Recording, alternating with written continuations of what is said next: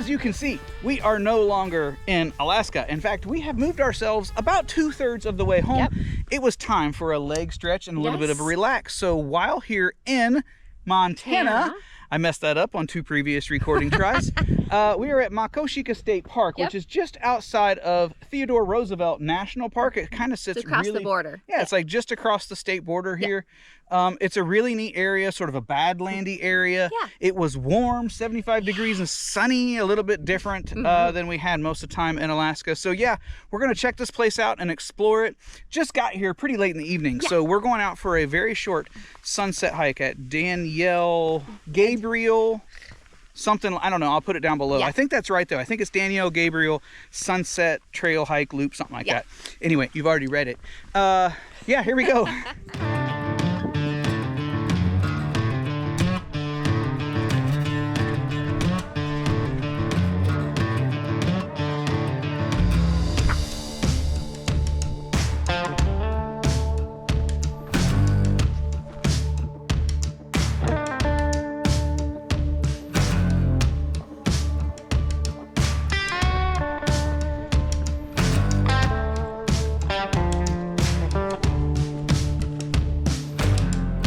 Excuse me, ma'am. The spot next to you taken? No, not yet.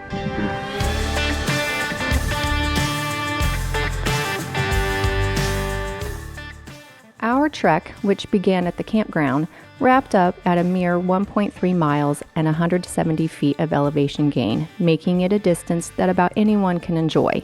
This said, trail maintenance was a bit lacking, and there were a few spots with very eroded and large steps. The panoramic views at the top are definitely worth the extra effort.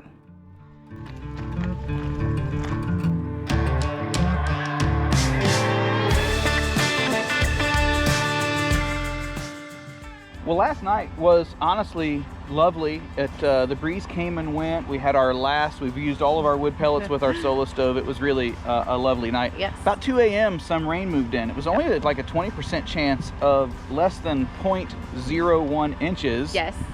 But like there's a giant puddle on the driver's side of the truck. It rained and rained for quite some time. Yeah. It just seems to be, we seem to be plagued with it a little bit, at least chasing us. It has finally pushed out. It's done it in a hurry. The problem is this area, the Badlands area, has a lot of like gypsum, and the mud can get really soft and really sticky. So we have delayed starting because there was 2 hikes we wanted to do, and I don't know how that's going to play out. So for now, I think what we're going to do is drive on into the park, check out the road that is supposedly impassable if you have any trailer. At least that's what the visitor center folks said. We're just going to look around. Hopefully it'll dry out quick, and we will be able to take on at least one of those hikes.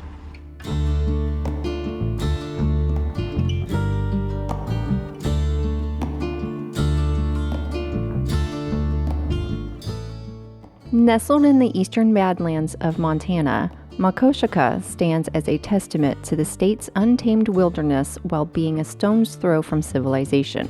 Spanning across over 11,500 acres, this park is a haven for nature enthusiasts. Not only is it Montana's largest state park, it gains popularity by being one of the dinosaur trail stops. The landscape is a fascinating blend of rolling prairies, towering badlands, and striking rock formations, creating a mesmerizing backdrop for adventure. Hikers can explore a network of trails, ranging from the leisurely Twin Sisters with its half-mile stroll to the more challenging Hungry Joe Trail that covers 4.6 miles. No matter what hike you take, each step unveils the park's rich geological history.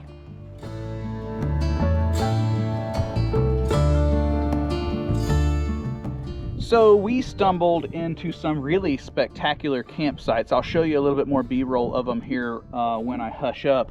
But they're on, what is it called?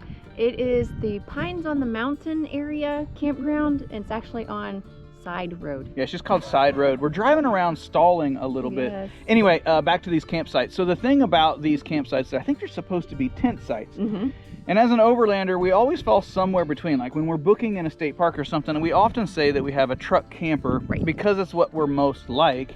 But you never know whether you have a tent site. Like we really kind of want to be further back. There are some of these sites that you would be able to keep, like if you had a rooftop tent, or you could camp with your vehicle.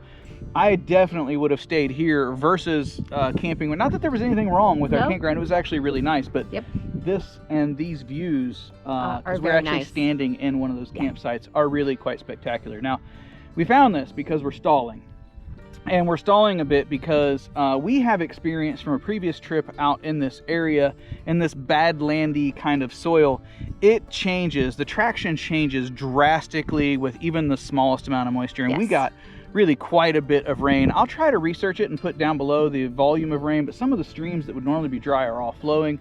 And there's just this greasy, slimy top coat that makes some of the steps on these trails, frankly, quite treacherous. So I've, at some of the viewpoints, done a few little walks. You saw some B-roll, my footprints, where it's not going very well. I'm slip sliding around, even getting the little bit of footage that you've seen so far. So we're going to continue to stall a little bit. We want to go out to a natural bridge area. I'm hoping to get there. It's really the other thing that I really wanted to see in this park, but I don't know whether it's in the cards for us or not. Now, if you're in the area, both this and Theodore Roosevelt, very similar terrain, very unique. Hopefully it's dry if you make a visit, because it would basically not be functional once it goes to get wet. But very interesting Badlands, different than the South Dakota Badlands National Park, mostly in color. So these are a lot more muted pastels, greens and browns, where you'll see a lot of oranges and whites. And more trees here. Yeah, and there's a lot more trees here too. Yeah, that's also a good comparison. So yeah, we're going to keep stalling. Hopefully we get to that trail. You will see those campsites and then find out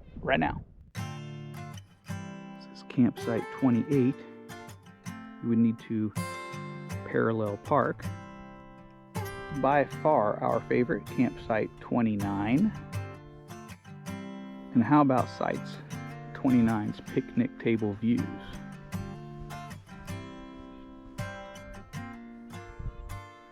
Nice clean pit latrine, very close.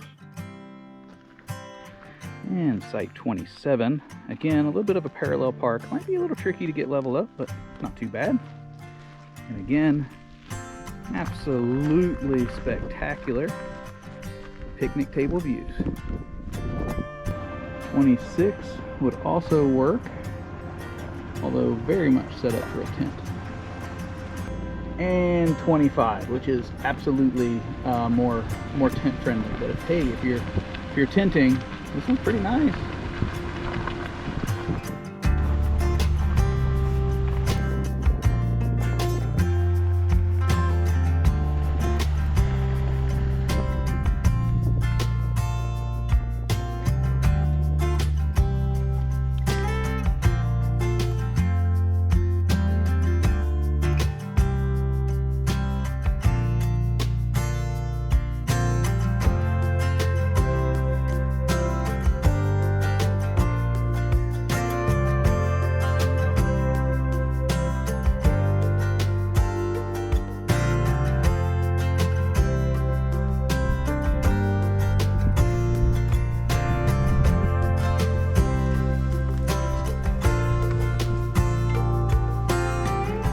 So we've got ourselves in the exact predicament we were trying to avoid. We were afraid of this. We what's the natural bridge area is what we were trying.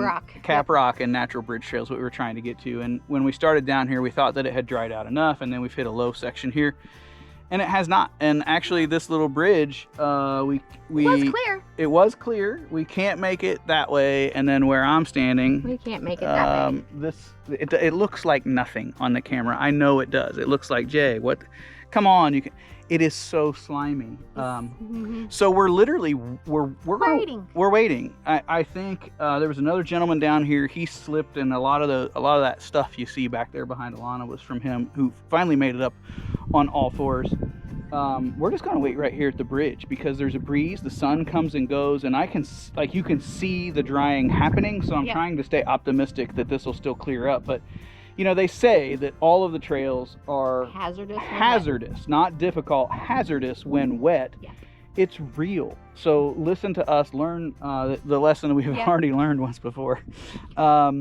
yeah, this badlandy area, whether you're in Montana, whether you're in South Dakota, North Dakota, any of these badlandies area, the soil just turns to utter slime with the smallest amount of moisture. And when it's dry, it's fine, and when it's not, it is not. So we'll let you know when we're moving again, one way or the other. Okay, we are back out, but a return trip. We waited about a half hour, and it was drying out, but the sun has gone away. The cloud has now blocking the sun. It has really slowed the dry out down there, and we did try to make it on out a couple of more times. It just not happening. It wasn't happening, and it looked on the topo map that we actually had some more descending to do of similar type of soil. So just not safe. We're the only ones in here now. We decided to skitter our way slowly back up and out to the spot we stand at now. Still not completely home free on our way out of here, but I think we've got the roughest stuff behind us. Unfortunately, we won't be able to get right underneath that natural bridge or get close to it. So here are some long distance images and video from the parking lot.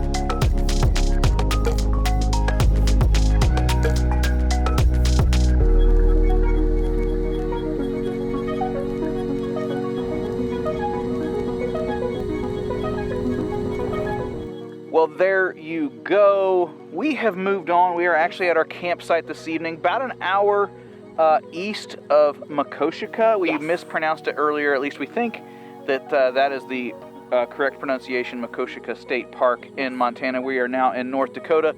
And honestly, we are just, that right there is the Theodore Roosevelt National Park. We've already visited that. This just happened to be a stopping point that we knew was here. So that's it. Hopefully you enjoyed. Hopefully you got something out of that. Maybe you got to make fun of us. I don't know. We'll see you soon. Bye-bye. Bye.